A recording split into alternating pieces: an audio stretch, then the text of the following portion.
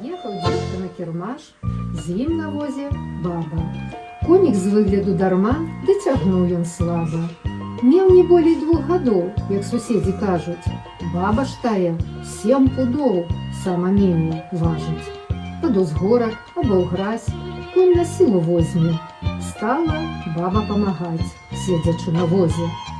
Што ж, каню 2 гадок, дык яна забілы, ды нагамі ў перадок пхне, што мае сілы. Кинь, дурная, бо зганю. Дзед тут бабе кажа: Ты поможешь так коню, бы хворобе кашель. Ах ты, елупень старый, баба дзеда лае. стой же тут, хоть ты с горы, не беда, малая.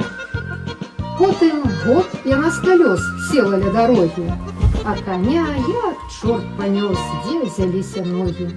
Ва ўстановах часам ёсць вось такія ж бабы. Здаецца, і робяць ім штось, але справы слабыя. Ды такая не ўцячэ, скажам ёй нарэшце: мо без вас было б лягчэй, паспрабуйце злезці.